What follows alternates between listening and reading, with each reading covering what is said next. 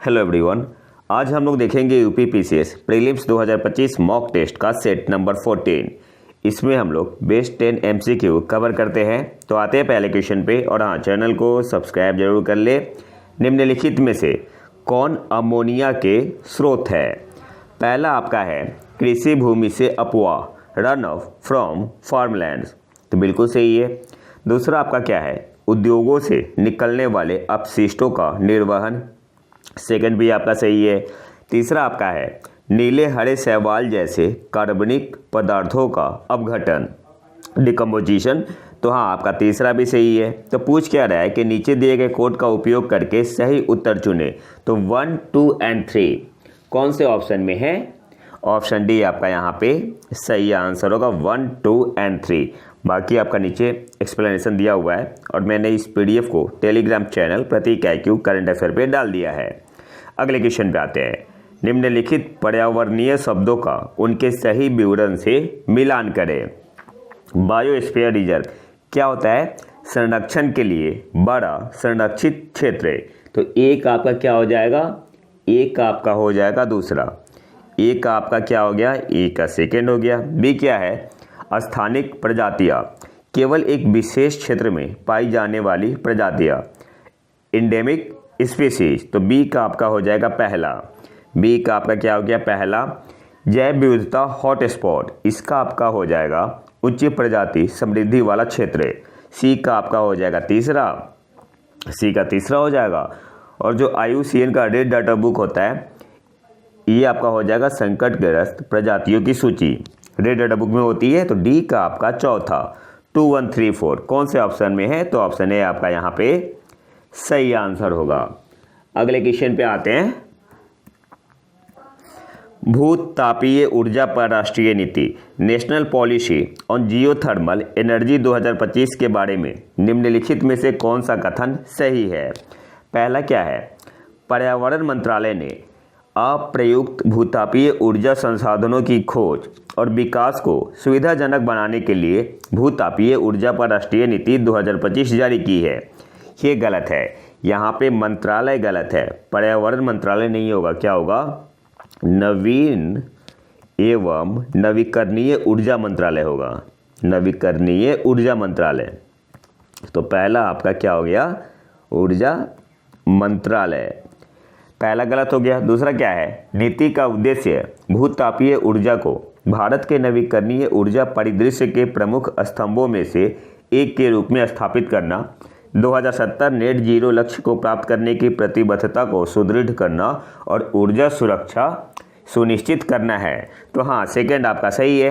तीसरा क्या है? भारतीय भूवैज्ञानिक सर्वेक्षण ने देश भर में 381 गर्म झरनों का मानचित्रण किया है, जिनका सतही तापमान 35 से 89 के बीच है। तो हाँ, तीसरा आपका सही है।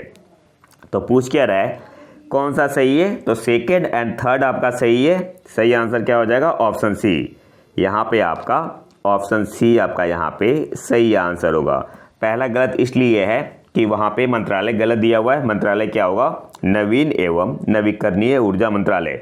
बाकी आपका जो सेकंड स्टेटमेंट और थर्ड स्टेटमेंट क्या है? बिल्कुल सही है। अगले क्वेश्चन पे आते हैं। संयुक्त राष्ट्र क्रेडेंशियल समिति के संदर्भ में निम्नलिखित कथनों पर विचार करें। पहला क्या है? यह संयुक्त राष्ट्र सुरक्षा परिषद द्वारा गठित एक समिति है और इसकी देख रेख में काम करती है। गलत है, महासभा होगा। यह पारंपरिक रूप से हर साल मार्च, जून और सितंबर में मिलता है। ये भी गलत है। तीसरा क्या है? यह महासभा को अनुमोदन हेतु रिपोर्ट प्रस्तुत करने से पहले सभी संयुक्त राष्ट्र सदस्यों की विश्वसनीयता का आकलन करता है। बिल्कुल सही है। तो आपका पूछ क्या रहा है? उपयुक्त में से कौन सा सही है? तो केवल तीसरा सही है। कौन से ऑप्शन में है?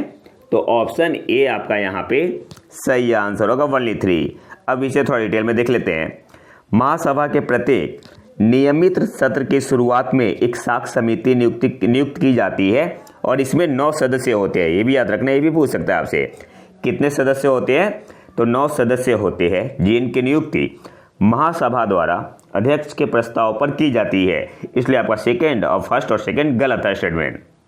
समिति को सदस्य देशों के प्रतिनिधियों की प्रतिनिधियों की साख की जांच करने और उस पर महासभा को रिपोर्ट देने का अधिकार है। तो तीसरा स्टेटमेंट आपका क्या था, सही था। इसके अलावा एक और पॉइंट याद रखना है, महासभा का जो 18th सीजन है, जो सेशन है, इसका अध्यक्ष कौन चुना गया है, तो जर्मनी के पूर्व विदेश मंत्री है एनालेना बैरबॉक। इन्हें महासभा के 80वें सत्र का अध्यक्ष चुना गया है। अगले क्वेश्चन पे आते हैं। भारतीय संविधान के तहत कॉन्सेंट्रेशन ऑफ वेल्थ, धन का संकेंद्रण किसका उल्लंघन करता है, तो डीपीएसपी का। ऑप्शन बी आपका यहाँ पे सही आंसर होगा। अगले क्वेश्चन पे आते हैं। निम्नलिखित कथनों पर विचार करें। यदि संसद के किसी भी सदन का कोई सदस्य सदन की अनुमति के बिना 90 दिन की अवधि तक उसकी सभी बैठकों से अनुपस्थित रहता है तो सदन उसके स्थान को रिक्त घोषित कर सकता है। गलत है, यहाँ पे 90 दिन नहीं होगा, फिर क्या होगा, 60 दिन होगा। 60 दिन होगा यहाँ पे। तो पहला गलत हो गया। अनुपस्थिति अवधि में वह अवधि भी शामिल है जिसके दौरान सदन को 4 दिन से अधिक समय के लिए स्थगित कर दिया जाता है। नहीं, ये नहीं, शामिल नहीं होता है, ये आपका शामिल नहीं होता है, इस अवधि को ध्यान में नहीं रखा जाता है। तो सेकंड भी आपका गलत हो गया। पूछ क्या रहा है, कौन सा सही है, नीदर 1 नॉर 2, ना तो पहला सही है ना ही दूसरा। तो सही आंसर यहाँ पे क्या होगा, ऑप्शन डी आपका यहाँ पे सही आंसर होगा। अगले क्वेश्चन पे आते हैं। वे ऐतिहासिक सांस्कृतिक स्थल कौन से हैं जिन्हें अक्सर डायमंड ट्रायंगल का हिस्सा कहा जाता है, तो रत्नागिरी, उदयगिरी और ललितगिरी कौन से ऑप्शन में है, ऑप्शन ए आपका यहाँ पे सही आंसर होगा। अगले क्वेश्चन पे आते हैं। भारतीय इतिहास के संदर्भ में 1884 का रखमाबाई मामला, पूरा नाम था डॉक्टर रखमाबाई भीखाजी, किसके इर्द गिर्द था। पहला क्या है, महिलाओं को शिक्षा प्राप्त करने का अधिकार नहीं, सहमति की आयु बिल्कुल सही है, रिस्टिट्यूशन ऑफ कंजुगल राइट्स, वैवाहिक अधिकारों की पुनर्स्थापना, हाँ। तो सेकेंड एंड थर्ड आपका सही है। तो कौन सा ऑप्शन सही होगा, ऑप्शन बी आपका यहाँ पे सही आंसर होगा, केवल 2 और 3। अगले क्वेश्चन पे आते हैं। निम्न पृथ्वी कक्षा लो अर्थ ऑर्बिट के संदर्भ में निम्नलिखित कथनों पर विचार करें। जो आपका एलईओ होता है, लो अर्थ ऑर्बिट उपग्रह, आमतौर पर पृथ्वी से 550 और 1200 किलोमीटर ऊपर परिक्रमा करते हैं, बिल्कुल सही है। जो आपका इंटरनेशनल स्पेस स्टेशन है, अंतर्राष्ट्रीय अंतरिक्ष स्टेशन, एलईओ में स्थित है, सही है। जो जियो स्टेशनरी सैटेलाइट होते हैं, इसे एलईओ में रखा जाता है, लो अर्थ ऑर्बिट में रखा जाता है, ये आपका गलत है। तो पूछ क्या रहा है, कौन सा कथन सही है, तो केवल 1 और 2 कौन से ऑप्शन में है, तो ऑप्शन डी आपका यहाँ पे सही आंसर होगा। पहला और दूसरा सही है, तीसरा गलत क्यों है, तो जो आपका एलईओ होता है, क्या बोलते हैं, जियो स्टेशनरी सैटेलाइट होता है, इसे कहाँ पे रखा जाता है, इसे रखा जाता है इक्वेटर से 35,786 किलोमीटर की ऊंचाई पर। जो आपका जियो स्टेशनरी सैटेलाइट होता है, ये कहाँ कितनी ऊंचाई पर परिक्रमा करता है, तो 35,786 किलोमीटर की ऊंचाई पर। इसलिए आपका तीसरा स्टेटमेंट जो था वो गलत था। आखिरी क्वेश्चन पे आते हैं। निम्नलिखित में से कौन पार्टिकुलेट मैटर 2.5 के स्रोत है। बिजली उत्पादन, औद्योगिक गतिविधियां, फसल जलाना, कोयला और लकड़ी जलाना, तो सारे सही है यहाँ पे। ऑप्शन डी आपका यहाँ पे सही आंसर होगा। अब यहाँ से कुछ इंपॉर्टेंट पॉइंट देख लेते हैं। 2024 विश्व वायु गुणवत्ता रिपोर्ट के अनुसार मेघालय का बर्निहाट दुनिया का सबसे प्रदूषित महानगरीय क्षेत्र है। तो दुनिया का सबसे प्रदूषित महानगरीय क्षेत्र कौन सा है, बर्निहाट। कौन से स्टेट में है, आपका मेघालय में है। जबकि नई दिल्ली सबसे प्रदूषित राजधानी बनी हुई है। और भारत की रैंक कितनी है एयर पोल्यूशन में 2024 में, तो भारत 5वें स्थान पे है। और improving from 3rd place in 2023।